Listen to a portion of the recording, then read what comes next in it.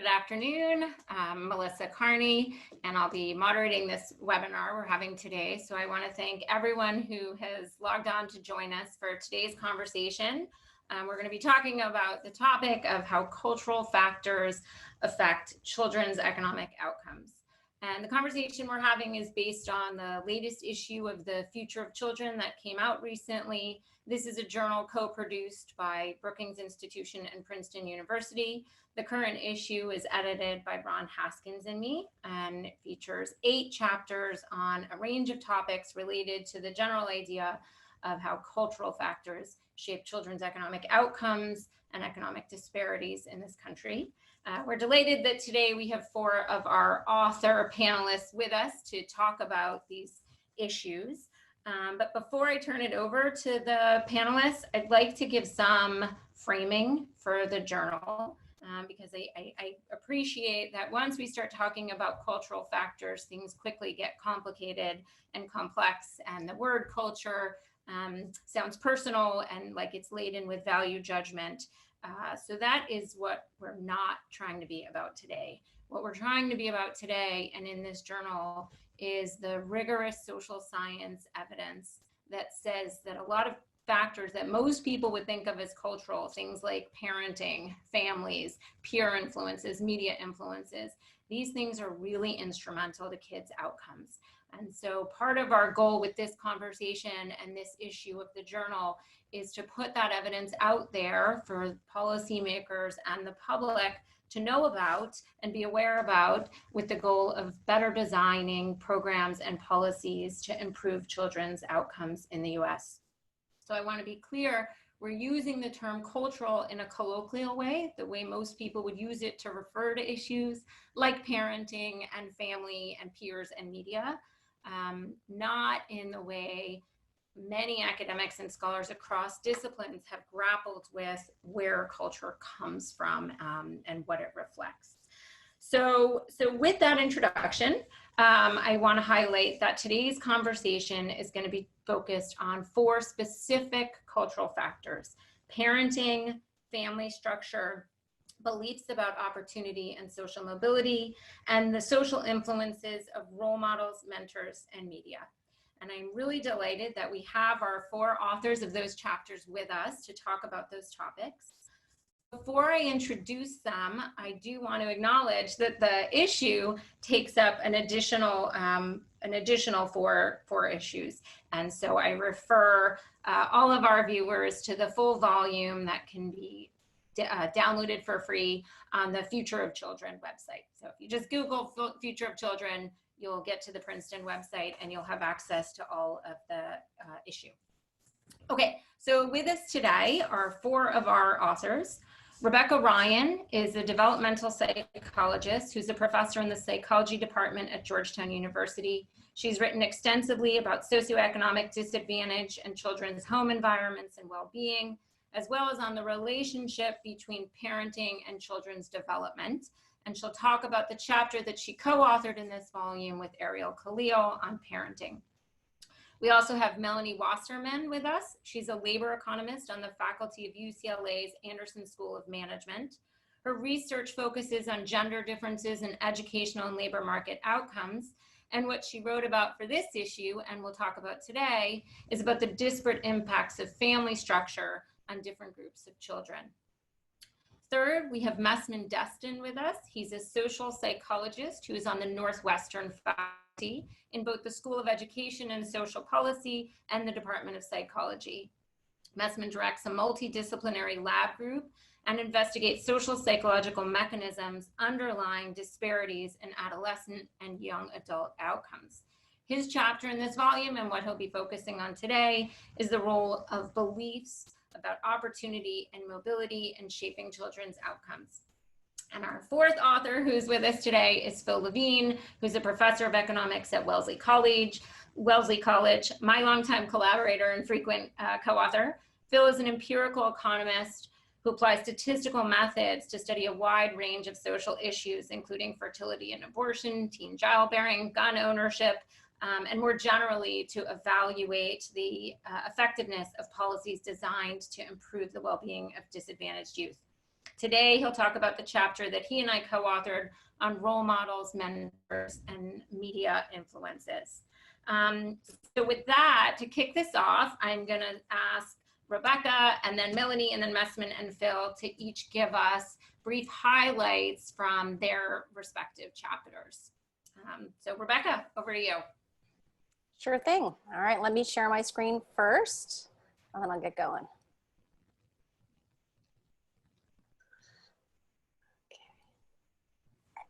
Does that look good? Looks good. Great. So thanks Brookings and Melissa for having me, and thanks to everyone who tuned into the webinar today.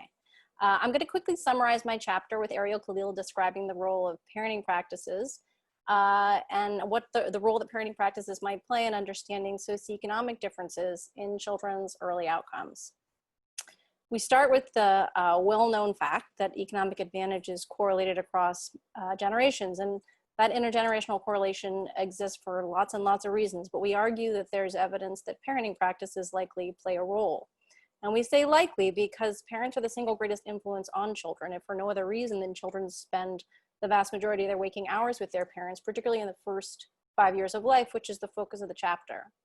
We also know that parents' engagement in children's development, the kinds of things that parents do with children that predict their cognitive and behavioral outcomes at school entry, vary by socioeconomic status, things like income and education.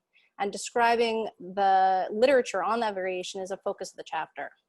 And I should just say that we take it as a given that parents' engagement matters for children's outcomes and development. We recognize that the vast majority of the literature demonstrating a link between what parents do with children and children's developmental outcomes is correlational. But we also talk about plausibly causal evidence that the amount of time that parents spend with children on enriching activities, things like reading and telling stories, do predict their cognitive test scores, and also evidence that interventions that reduce parents' use of things like harsh punishment do improve children's behavioral outcomes. So we think there's evidence that there is, at least in part, a causal link. Developmental psychology distinguishes parenting behaviors that predict child outcomes along two sort of key dimensions: level of cognitive stimulation and levels of emotional support. Cognitive stimulation includes things like enriching behaviors, reading and other literacy activities, doing arts and crafts, taking kids on outings or activities. Positive socio-emotional interactions involve parental warmth and consistency, as well as a lack of harsh discipline or physical punishment. Descriptively, variation in these behaviors taken together explain up to half of the variance in adult outcomes by SES, things like educational attainment, and a third of the differences in children's early and later school outcomes by socioeconomic status. In the chapter, we wrestle with what research says about why these differences in parenting behavior exist, and we see 5 dominant theories in the literature that are posited. Most obviously is money. Poor parents simply can't potentially afford the goods and services that make these kinds of activities possible. Second is time. It's entirely possible that low-income parents have less time available to spend engaging in enriching activities with children or investing in children because of longer or more irregular work hours. Finally is information. The idea here is that because of social and economic circumstances, advantaged and disadvantaged parents might have access to different information about parenting or might have different parenting goals or ideals. Our reading of the literature is that differences in money and time might explain, for sure, some of the differences in children's experiences, but that much of the differences in parenting behavior remain unexplained after accounting for these particular factors.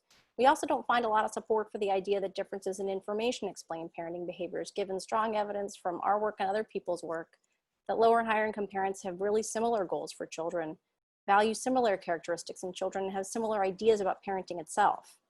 We see more empirical support for the idea that higher levels of daily stress among low-income parents impact the quantity and quality of their parenting. That idea here is that the emotional stress associated with parenting in a context of economic strain and instability can undermine emotional and mental resources in ways that affect parents. There's also new evidence that cognitive barriers, or what are sometimes called biases, impact parenting behavior. And the idea here is that parenting decisions, like lots of decisions, are complex, and parents rely on heuristics or shortcuts to simplify those decisions. Research suggests that advantaged and disadvantaged parents, because of the context of scarcity, can experience this complexity differently, resulting in different patterns of decision making. So for example, research finds low-income parents might be more present biased as a result of the context of scarcity, in decision-making and overweight present outcomes compared to future ones and make different parenting choices as a result. And finally, emerging research on how economic scarcity impacts emotional well-being is demonstrating that these two mechanisms might act on one another. That is, high levels of stress associated with low income can increase cognitive load and enhance the impact of cognitive biases like present bias on parents' decision-making. Because both emotional stress and cognitive biases help explain parenting differences in part, we think one key to closing the gap in what families do with children would be to create or expand programs and policies that target both stress reduction and potentially use a behavioral lens to promote targeted parenting behaviors that we know help children be best prepared for school entry and after. And I can talk a little bit more about what we say in the chapter about those kinds of policies and programs during the panel discussion. Thanks a lot. Great, thank you so much. Next up, we'll have Melanie Wasserman give some highlights from her chapter on the disparate effects of family structure.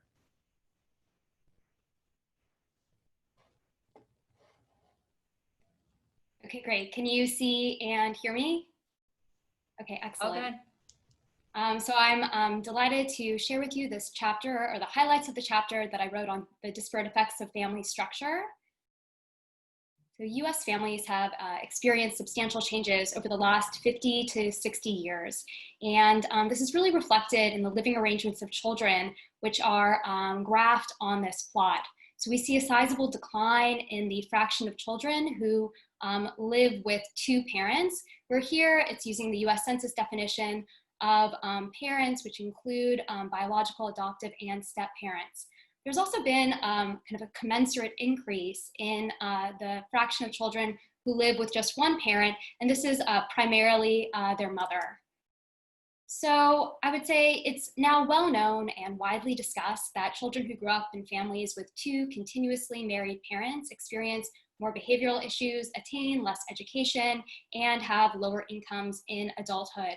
I would say what's less discussed, however, is how the effects of family structure may differ across different groups of children. And that's where I really see the role for this chapter in terms of kind of contributing to the discourse and also kind of synthesizing the most recent evidence. So I focus on the disparate effects of family structure based on different child and parental attributes. And the child attributes that I focus on are child gender, so whether family structure has different effects based on whether the child is male or female, or whether there are disparate effects of family structure based on parental attributes, such as mother's characteristics, like the age at birth and her educational background.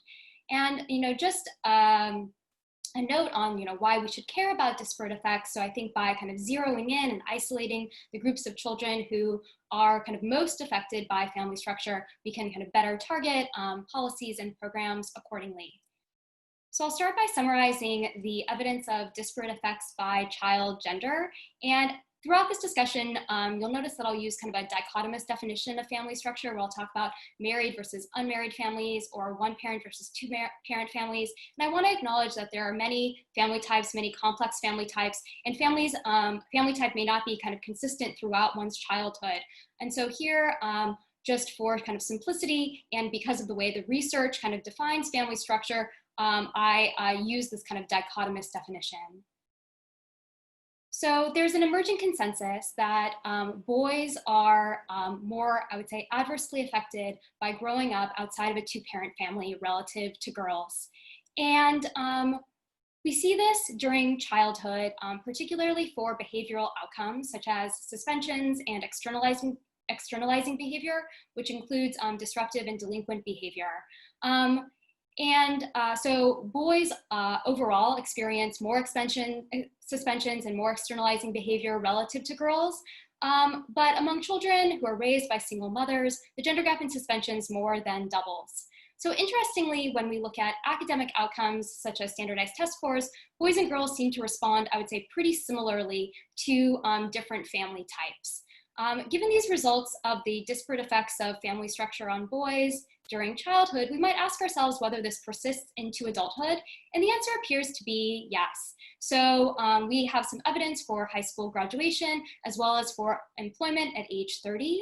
And so while women's employment at age 30 appears to be virtually invariant, so insensitive to their family structure growing up, for men, they have substantially lower employment rates if they grew up in a single parent family. A notable exception to the, I would say, more adverse consequences of growing up outside of a two-parent and continuously married family for boys pertains to mental health and risky behavior. So here, the research shows that teenage girls' rates of smoking and self-reported mental health appears to be more responsive to their family structure than those of boys. So next, I want to turn to the evidence of disparate effects by maternal resources. And here, I would say maternal resources are going to be proxied by maternal age at birth, as well as educational background. And the conjecture here is that the gains to growing up in a married versus unmarried or two-parent versus one-parent household might be determined by the level of the mother's initial resources for two reasons. So the mother's resources could determine what she alone is able to provide for the child. In addition, mother's resources and attributes might determine the resources and attributes of her partner, since marriages tend to join individuals who have similar socioeconomic and educational backgrounds. And what we observe here is that I would say, benefits of growing up in a family with married parents relative to unmarried parents indeed differ based on maternal resources. So for outcomes such as high school graduation, we see that the gains to growing up in a married family occur mostly among children of mothers in the middle of the age or education distribution. Whereas for things like college graduation, the gains occur mostly among children of mothers with more education and who are older at the time of birth. And I think that this is, a really interesting area of research. And I, here present a call for more evidence on the disparate effects of family structure based on other parental characteristics.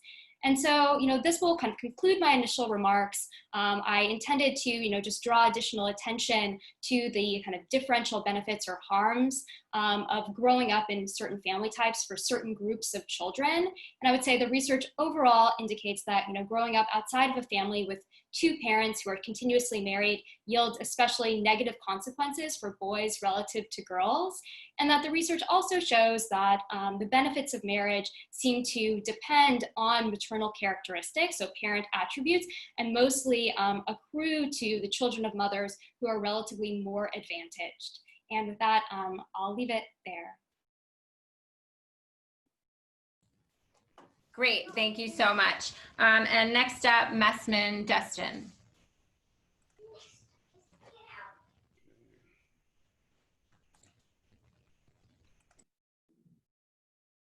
Okay, I think we're ready.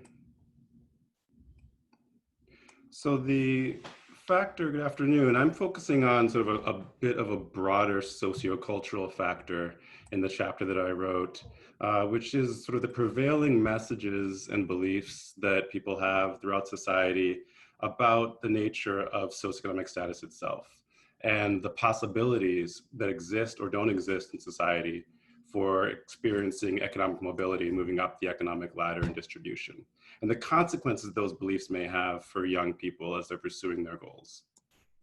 So we know more and more about the actual rates of mobility thanks to researchers like Roz Chetty, and this is a visualization from the New York Times of some of their data, showing the different likelihoods that people have of reaching higher economic status based on the background that they came from. And so as you can see from different simulations of variations of these data, there is some mobility that occurs in society. Those who start in lower income levels do reach a variety of income levels. But you also see a large amount of stickiness where you start off in life and your family's economic background is strongly associated with where you might end up as well. And you have an increased likelihood of staying in some of those lower economic backgrounds if that's where you started. What's become interesting in psychology goes beyond just what the actual rates are, but what are people's beliefs about these rates, what you might call sort of the American dream. How much do people believe that you can move up the economic ladder? And there may be variation in these beliefs that's meaningful. And what people have found in some research is first that people tend to overestimate the amount of mobility that happens in society. So here we see the estimates of people when they're thinking about someone who's starting on the bottom of the income distribution, their estimates of how likely they are to end up at different income levels. And in this research, we see that people are expecting individuals from lower income levels to move up at higher rates than they actually do. And the actual data show they're more likely to stay in these bottom lower income levels than the estimates. Interestingly, there's also other research that's asked people about their estimates of economic mobility that's found slightly different patterns. Some have shown that instead people are underestimating the amount of mobility that happens, and their estimates for people's likelihood of moving out of the bottom third of the income distribution are lower than what is seen in some actual data. So this is somewhat contrasting and suggests that there's really a wide variety and people aren't really sure how much mobility exists in society. This may be a particularly malleable belief and that there's a lot of rhetoric about the American dream, but there's also a lot of real experiences that people have in their lives and in their families of barriers to reaching that. So there may be some uncertainty. And so we wanted to show, there's some research showing a different variation on how these beliefs may affect young people in both positive, potentially somewhat negative ways as well. So on the side that you might see as more positive, with research with college students and with high school students, it's quite continuously we're seeing that the more the young people believe mobility occurs in society, the more they feel motivated to pursue academic goals, that there's purpose to pursuing these academic goals, that they will pay off, and they're earning higher grades. So this is in both correlations and in experiments, when you randomly assign students to receive some information and to believe that there's more mobility in society, you see these higher rates of what you see on the y-axis on this scale of academic motivation going up in the high mobility experimental condition. On the other hand, there's also some other potential consequences of mobility that may be seen as more negative. The more that people believe mobility can happen in society, they're also more likely to be satisfied with current rates of mobility that exist in society and be more tolerant for the high levels of inequality in society if you think mobility is possible. And finally, you may be more likely to develop these biased attributions about people's lives. So if you believe there's lots of mobility, you're more likely to explain people's life outcomes as solely a result of their individual achievements or failings and ignore some of the structural barriers that may be a strong factor. So there are lots of variation in what can lead to these beliefs and lots of consequences for young people. What actually leads to the beliefs in society as a whole could be a range of factors in people's lives. You might think of the current pandemic as shifting people's beliefs about mobility being more or less likely. In the research, the strongest factor is the amount of economic inequality in society. And the larger the distances between those who have the highest amounts of income and wealth and those who have the lowest amounts of income and wealth, the lower people's beliefs are about mobility. And so you see this sort of pattern where more economic inequality reduces beliefs about mobility, with some of these consequences for individual behaviors and outcomes for young people that I discussed earlier. And all of this suggests, I think, as a whole, not necessarily that beliefs are the only thing to target, although programs that enhance and support young people as they're pursuing goals to believe that they are possible, that mobility is possible, do show positive effects. It also suggests the importance of policies and programs that actually increase opportunities for mobility and reduce inequality in tangible ways that can have these multiple positive effects for young people. Thank you. Great, thanks so much, Messman. And I think that leads nicely to our fourth presentation from Phil Levine on factors like role models, mentors, and media that help shape at least beliefs and perceptions. So Phil, turning it over to you. Thanks, Melissa. I'm glad to be here today. So I actually want to start off by reading the first line of our paper, which was written a year or so ago, where the first line says, I gotta pull it up here. First line says, children and young adults spend a great deal of time away from their parents and family members. And a year ago, that was a very interesting fact. Today, perhaps not quite so much. So we want to think about this paper in the context of children in a traditional world, not the one we currently live in right now. Phil, sorry, Phil, can you go full screen? What happened to my screen here? Hang on. I'm sorry, I'm the one that's blowing it. There it goes. Okay, better? That one's better, but we're still not full screen. There you go. Okay. Yeah, so I want us to get started off by documenting the fact that Rebecca had, in Rebecca's talk, she talked a lot about how kids spend a lot of time with their parents. They do, but when they're not with their parents, they're with other people, and they spend a lot of time with other people as well. So I'd like to document that for a minute. There's a lot of evidence in the paper that does that. I'm going to focus for now, at least on younger kids, 2 to 5.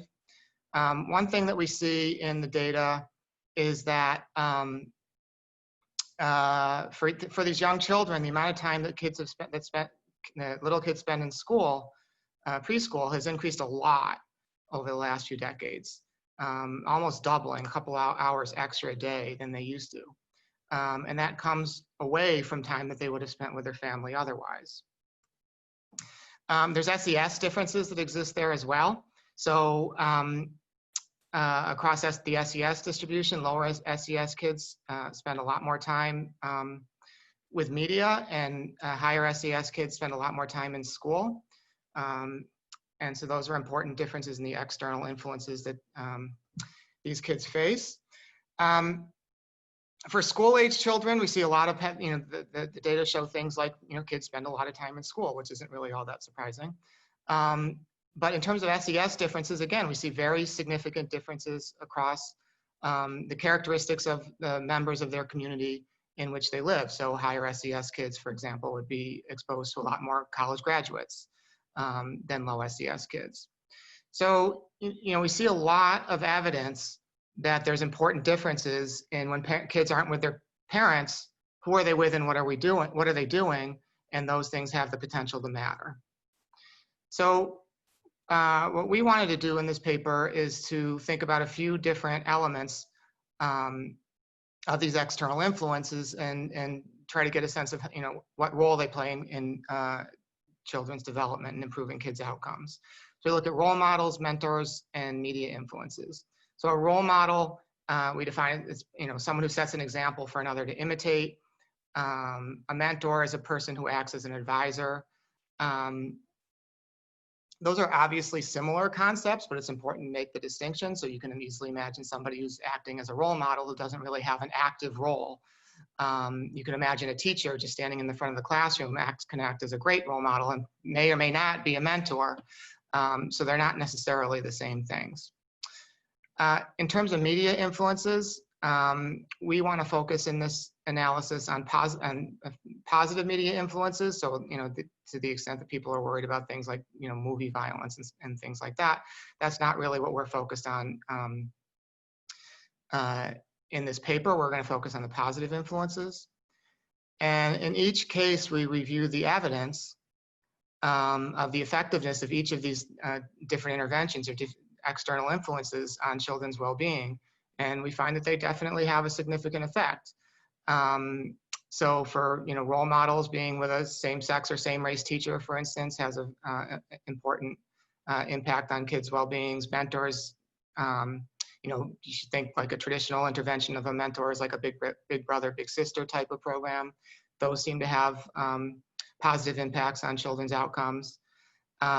And media influences that are specifically designed to help, and I'll use the example of Sesame Street in work that Melissa and I have done, also has the potential to improve children's outcomes. And the great thing about these interventions is that, at the end of the day, they help, but they're not super expensive. These are the sorts of things that we can think about doing that, have the ability to have a positive impact and not really cost a lot of money. And I think I'll stop at that point. I'm going to stop sharing my screen. Terrific. Thank you, all 4 of you. Okay, so there's clearly a lot to unpack from all 4 of these chapters, and it's also quite obvious that an hour isn't going to be enough time, but I'm going to try and tease out some of the important details and implications that you all have alluded to. So I'll ask each of you a question or two, and hopefully you can answer succinctly, just because we don't have that much time. One of the things that I think is really important about this volume, and I hope our viewers will have time to engage with the written product, is that all of these chapters, including these 4, are based on a lot of really rigorous, careful research. And the authors have done the hard work of going through all of the dense technical research and synthesizing it and pulling out the takeaways and key points. So I think what I'd like for each of you to do, if you could take a minute, is to sort of unpack some of the research. So I'll start with Messman, and I'll share with viewers, because I saw your final slide, you cited our joint work. I first came across Messman's work a few years ago when Phil and I were writing papers in a model that we were calling the economics of despair, showing that low-income kids in more unequal places were less likely to engage in sort of productive future behaviors like staying in school or avoiding becoming a teen mom. And using our economic techniques and data, we couldn't really get inside the mechanism of that. And then we came across this evidence from social psychology that Messman and his colleagues were producing that really got inside the mechanism of how aggregate level inequality affected individual level behavior. And so in my mind, it was one of these really great examples of how interdisciplinary work complements each other and comes to the same conclusions using different methods. So Messman, I mean, because I'm so enamored with the type of work you're doing in the lab, and I think many of the people who have joined us perhaps don't know how social psychology research is created. Could you take a couple minutes just to talk about maybe one or two of your experiments that has really sort of made an impression on your thinking about this issue? Yeah, sure. I'll go a little bit deeper, and thanks for that setup. We're really, as you sort of mentioned, sort of laser focused on trying to pin down causality between how these big social factors are influencing individual young people. And so for this factor of economic mobility that I talked about and wrote about in the chapter, we've run a series of experiments. A lot of this work's been led by Alex Broman, a colleague, and where we are shifting these beliefs that young people have, at least for the moment, in economic mobility. So we'll have kids who are in a high school or college students randomly assigned. A group of them will get no information. They'll just do some surveys to assess their motivation and maybe their assessment on an academic task. Another group will be randomly assigned to believe that there's not a lot of mobility in society. They'll see some real evidence that people face real barriers, and that when you start in the lower income part of the distribution, you're very likely to end up there. When you start in the high part of the distribution, you're likely to end up there. And we'll just show that information, make sure that, that people understand it for the moment. And then there's this sort of high mobility condition where we draw out data showing that actually there are people who experience mobility and that people may start on a lower income distribution and move up, and drawing out those sort of different examples and evidence of that pattern to people's attention. And when we see in the moment, once that has been activated, that belief has been shifted, we measure the shift in that belief. And then we see that they complete some measures of motivation. So how important is it for you to complete really difficult academic tasks? How do you respond when you actually have to do a difficult academic task? And we see a connection with grades. So these are sort of in the moment process-oriented tests, which tell us about the causation between this factor, like your belief about mobility, and an academic orientation. And I think that abstracts up to consequences for larger scale initiatives that illustrate these pathways to mobility in stable ways for young people and support them through those pathways. Great, thanks. And Phil, our chapter picks up on some of this in the ways you talk about. We know these influences matter. Can you just unpack a little bit? How do we know that kids who have access to positive role models or mentors, how do we know that their outcomes change? You're on mute. Struggling today. So the exact methods that Messman described and the evidence that we're citing, it's not exactly the same, but the goal is identical, right? The goal is you want to find a causal effect. And so, these are sort of broader social experiments and not in the lab, but in the real world, that we see a lot of these things providing evidence to support the conclusions that I drew. So for instance, in terms of role models, there was a Tennessee STAR experiment that was conducted in the state of Tennessee in the schools where children were randomly assigned to classrooms. And so in some of those random assignments, you would get a same race teacher. And so, a black student would just randomly get assigned to a black teacher. And then you can see, did they do better in that situation than if they got assigned to a white teacher? And the answer was they did. And so in a true experimental setting, everything else is automatically controlled for. So basically you can sort of draw a causal conclusion from that.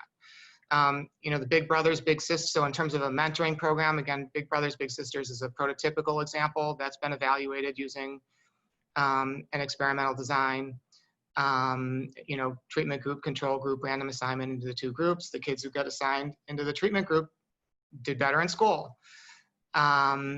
It's important to note in that context that specifically Big Brothers, Big Sisters, community-based mentoring, which is sort of the more traditional outside of school, an hour and a half or whatever on a weekend day, getting to know the kid, that seems to work better than school-based mentoring, which is, helping the kid with their homework. Sort of the adult presence in the kid's life seems like it mattered in a controlled experimental setting. I mentioned Sesame Street a little bit earlier. The Sesame Street work that Melissa and I did, isn't based on a true experiment, but it's based on something virtually identical to a true experiment. It was when Sesame Street was first introduced in 1969. 2/3 of the country had the technical capability of seeing it, and 1/3 of the country didn't. For those of you who are old enough to remember, this is about the difference between VHF television and UHF television. And the kids who were exposed at the right ages did better in school when they got there. And so in all of these instances, we have, very strong evidence in a experimental or seemingly experimental context that supports these conclusions. It just seems like these things work. Great, thanks. So I think the policy implications or program design implications from what Messman and Phil have described are a bit more clear than perhaps what was immediately obvious from Rebecca and Melanie, your presentations. And one of our viewers sent in a question in advance saying, please make sure you talk about things that we can actually do as people who run community programs. So I'm going to ask you to describe the evidence you focused on explicitly with that goal. So Rebecca, maybe I'll start with you. So one of the things that I thought was really fascinating and important in the evidence that you and Ariel described is that it seems like a big part of the reason why we see different groups parent differently is not about values or preferences as much as the role of stress or cognitive barriers. And I think optimistically, maybe that makes it easier for us to think about positive parenting interventions that perhaps don't feel so intrusive on people's value systems. So can you sort of expand on how you all think of that evidence and where it leads you to in terms of what would a successful intervention look like? Sure, that's a great question. Because we focus in the chapter on the idea of stress and as well as cognitive biases as being important in informing parenting behaviors, we focus on sort of two groups of interventions that have been demonstrated to move the dial on parenting behaviors. One are targeted short-term, clinically informed interventions that we know help to reduce daily stress as well as reduce instances of clinical anxiety and clinical depression. There's lots of different programs out there. Two examples that I used in the chapter, one was a program called Mothers and Babies. And it's a short-term 6-session intervention to 8-session intervention that can actually be woven into a home visiting program like an early Head Start or a nurse-family partnership for mothers during the perinatal period. And it uses cognitive behavioral therapy, which has a very large RCT research base behind it to help moms in particular manage the stresses and strains of transition to parenthood. And it's been shown to reduce parenting stress, reduce daily emotional stress outside of parenting, and significantly reduce the incidence of postpartum depression. All of which then contributes to more sensitive, contingent, and responsive interactions with infants. Another program that's clinically informed that targets stress in particular is something called Family Foundations, which has the advantage of including mothers and fathers.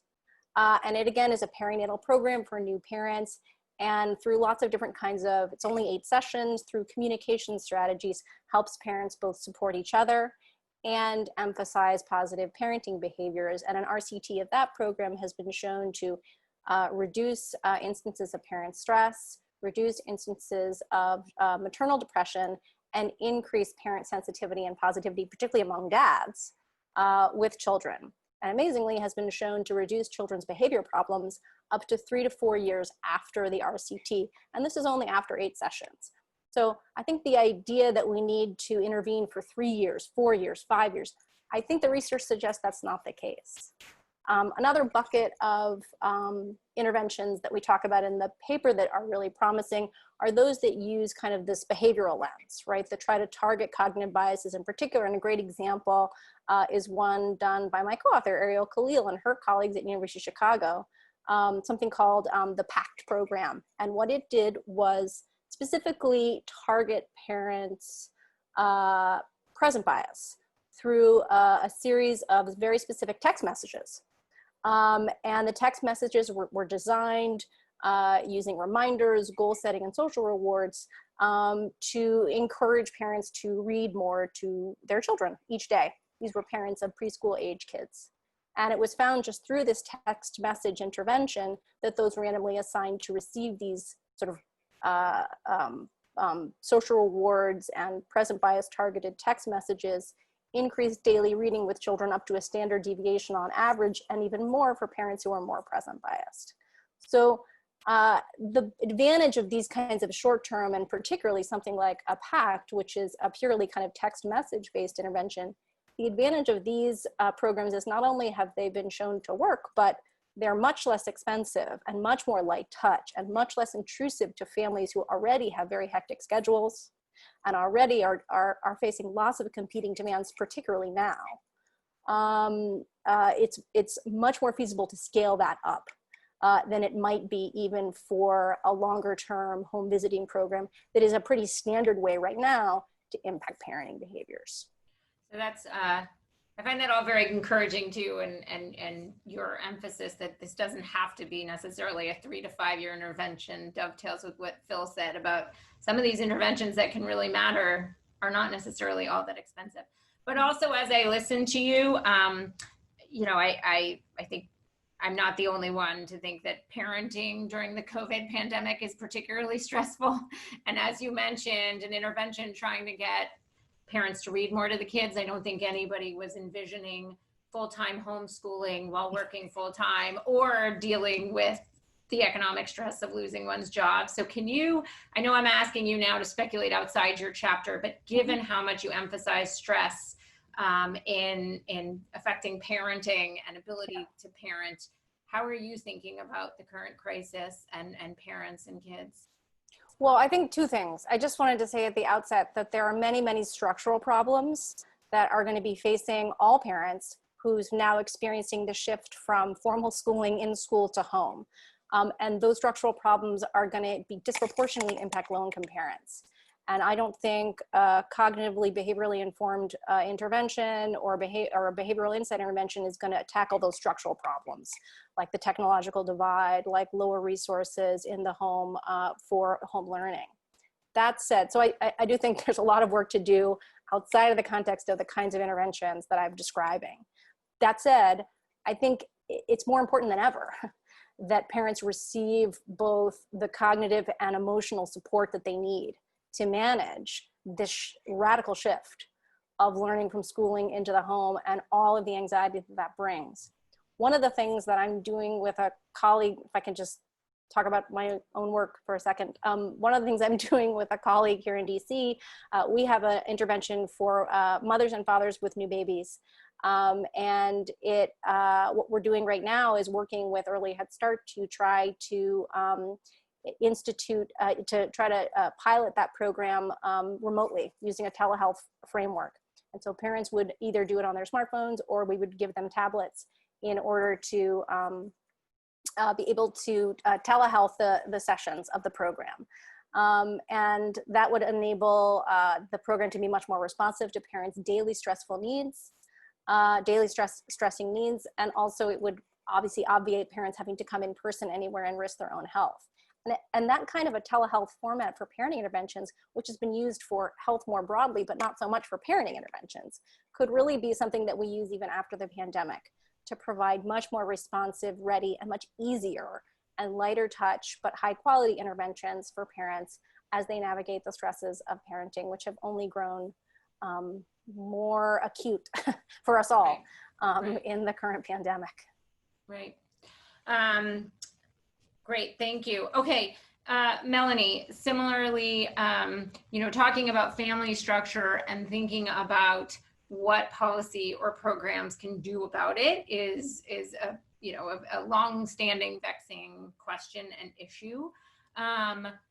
What I find so fascinating about the newer body of research that you highlight in your chapter, and you talked a little bit about, is that the research has moved beyond documenting just sort of average differences in outcomes for kids from one parent and two parent homes, and trying to do more getting inside of what economists call the production functions, what most people would refer to as like what's going on in the house.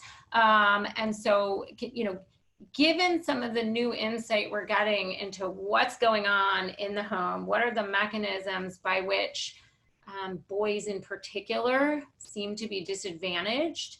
How do you think about what is it that's translating into relatively worse outcomes for boys in particular? And then what does that suggest that programs and policies can potentially do to help mitigate those deficiencies? Yeah, so that's a really big question, and I'll hope to tackle some of it here. So in the chapter, and in my initial remarks, I wasn't able to get to this, but in the chapter, I talk about I would say, more limited research that tries to shed light on the mechanisms that can generate these disparate effects of family structure on boys versus girls. And I distinguish between mechanisms that are within the family and that are external to the family, but could also be determined by family structure, family type. And so mechanisms within the family are things, this really piggybacks nicely on Rebecca's discussion, things that pertain to the economic resources of the family, including, income, wealth, financial volatility, as well as parental resources, such as the kind of quantity and quality of parental time spent with children. And single parent households, single parent families relative to two parent families tend to have, I would say on average, less of all of these resources. When I think about mechanisms external to the family, I'm thinking about the neighborhoods in which families reside and the schools that children attend. So neighborhood attributes can be things like job opportunities, safety, social and professional networks, the availability of role models outside of the family, how punitive policing policies are. With school quality, it could be things like teachers, peers, the disciplinary practices of schools. And so single parent families, in contrast to two parent families, tend to reside in lower SES neighborhoods, and their children tend to attend lower quality schools. And so, when we're thinking now, carrying this over to like the disparate effects of family structure on boys versus girls, when we're thinking about how these mechanisms can generate disparate effects, I think, what's helpful is to actually think about a family with just, a son and a daughter. So we're thinking within the same family, and, ostensibly, these children are growing up in the same family, attending the same schools, living in the same neighborhood. So, what can generate the divergent outcomes of boys and girls in response to kind of family structure? And so then I think we have to kind of delve into actually what's going on in each of these settings. And so, in each of these environments, so within families, within neighborhoods, within schools, is there kind of differential treatment of boys and girls? Are they having kind of divergent experiences that vary with their family type that could, potentially explain the divergent outcomes of boys and girls in response to their family structure?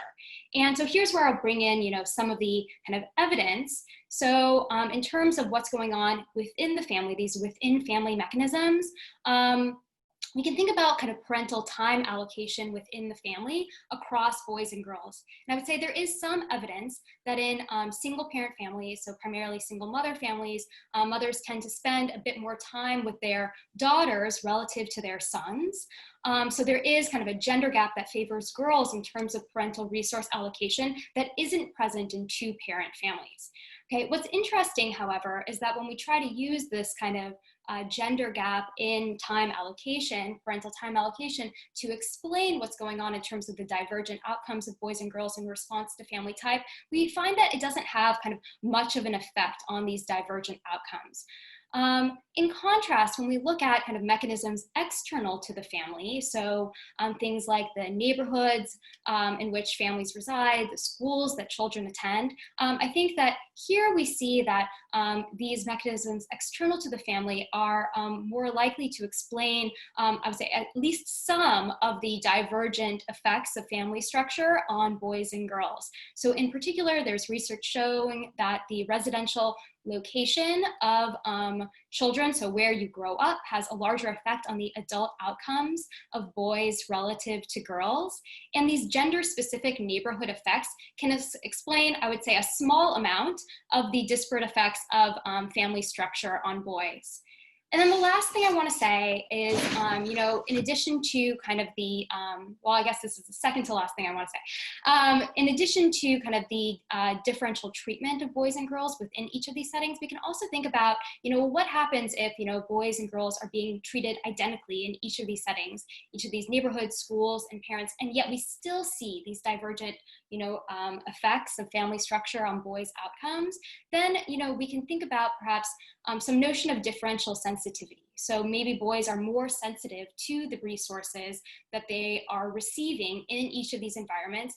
And this could be because of, you know, some lack of gender-specific role models. This could be because boys are more at risk for behavioral issues relative to girls. And so they could be more responsive to the resources that are available to them. And I would say the research is, I would say, not particularly conclusive on this issue, and empirically it's a very hard mechanism to isolate. But I think that this carries over nicely to, you know, some perhaps programs and policies that could help with these disparate effects of family structure. And here I'll point to kind of one policy, you know, I would say a mentoring program called Becoming a Man that mentors boys, particularly at-risk boys, using, you know, as Rebecca was saying, some cognitive behavioral therapy techniques, and has shown that a, you know, relatively short intervention does seem to have some long-lasting effects on delinquent behavior as well as kind of high school graduation rates. Great, thanks. See, all of these chapters are related because at the end of the day, you're like, part of what we could do to make up for deficiencies in the home is have positive role models with these families.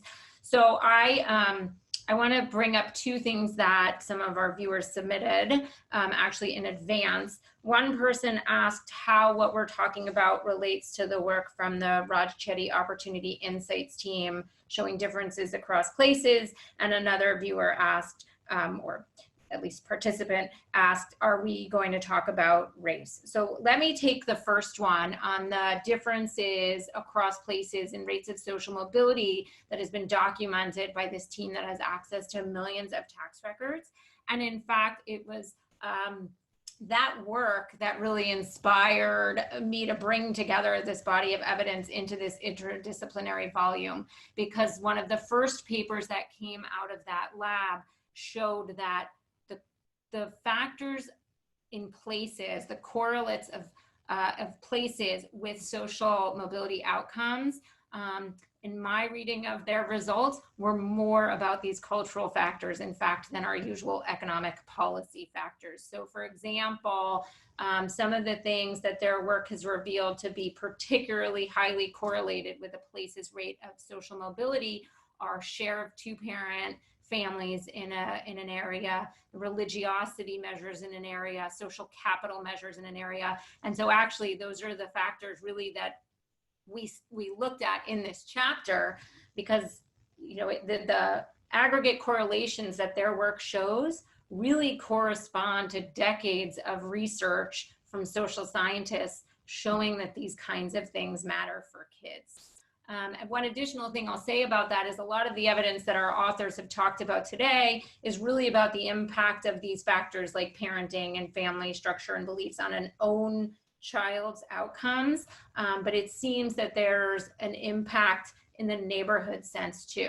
And that actually links to the question about race, because one of the new papers coming out of that lab shows that for Black boys in particular, one of the most strong predictors of upward mobility are the number of Black dads in the neighborhood. Not, that's conditioning on the child's own family structure. So that speaks to sort of the neighborhood characteristics or the types of families in the neighborhood, and also a measure of discrimination, racial animus in a place. So I want to pick up on that finding and turn to Messman. Your chapter isn't specifically about race, but I'm just going to read one sentence from your chapter that strikes me, which is, beliefs matter because an optimistic belief in mobility can have a positive effect on young people's outlook toward life. And surely it's the case that if one experiences a world of racial injustice and specifically anti-Black racism, that has to affect the beliefs and the level of optimism for young Black people, perhaps young Black men in particular. So can you comment on what the social psychological evidence on that is, or how you think of racial inequities and racism in the framework that you've described? Sure. I think when thinking about people's beliefs about mobility or the messages that they encounter and start to internalize about the possibility of mobility in society, there is a sort of intuitive notion that if you encounter more barriers based on racial discrimination, for example, your group will systematically have a less optimistic outlook. And that's not necessarily something that the data tend to show. There's various ways and reasons that Black groups in particular have different sources of resilience and community strength that sort of overcome some of those systematic barriers. What I think is particularly interesting, though, as we're talking about differences in race and this issue of economic mobility, goes deeper into what the experience of mobility actually is like, the sort of outcome that many of these papers are talking about. And what more and more work is showing is the evidence that as people move up the economic ladder, obviously their experiences differ dramatically based on racial background and in very systematic ways. And that for Black people in particular, the experience of mobility can often be associated with experiencing even more forms, definitely new forms of racial discrimination and structural barriers to continuing to achieve goals as they're moving into different environments. And finding that this type of barriers associated with even negative effects on physical health through processes called skin deep resilience and John Henryism, on cardiovascular strength and long-term disease development. So there's this really difficult pattern where positive mobility can have this negative effect for groups that are facing more and more structural discrimination, which indicates that there needs to be more than just opportunities for mobility, but actually supports that enhance the experience of all people within those communities, which I think will take much more work to get to. Thank you. Okay, one more from the crowd. Phil, you talked about children's time use, and Rebecca brought up parental time use right now during the COVID crisis. In your research on media, how do you think about what is surely a large increase in kids' screen time at the moment? That's an excellent question. I've seen statistics recently saying something like exposure to screen time, children's screen time has increased 500% since March. I'm going with that's a big number. So what's interesting about it, though, is, it's a very difficult question to answer because in some sense, we don't really have counterfactuals to think about, well, what would have happened otherwise?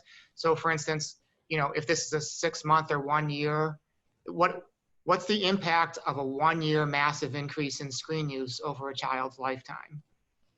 That's a question that's never been asked before because we've never had the sorts of circumstances that would require us to ask that question. So I don't think we know the answer to that. I think the other thing that we don't know is what is it that the people are watching, the kids are watching. I think both you and I would agree that if they're watching Sesame Street, that's a good thing. To the extent that they're watching other things, you know, it's so far out of sample from anything we've ever seen before what's going on right now, that I think it's essentially impossible to answer that question. It certainly, I think over the course of the next 10 or 15 years, as researchers have the opportunity to track those kids they're the kids today who are going through this experience right now as they age, and we're able to sort of identify what they were exposed to and what they weren't, looking at the differences across those kids' outcomes. That's good research. We aren't anywhere near that right now. So I think that that's an incredibly relevant question that we absolutely have no idea what the answer is. Well, Mesman used the word resilience when he was speaking. So let's hope that kids are pretty resilient through all this and we come out on the other side without too much long-term harm to their emotional, social, human capital development. This is really hard to bring to a close. I feel like we scratched the surface on a lot of really complex, important issues. But I do want to thank our 4 authors for their excellent chapters and for being with us today to talk about some of the evidence and the policy implications. And I hope that this can serve as a way for us to continue talking about these issues and ways that we could build on this evidence to improve kids' lives in this country. So thanks to our panelists, thanks to Brookings for hosting us, and thanks to all of you who joined us. Thanks for watching. Be sure to like and subscribe for more videos from Brookings.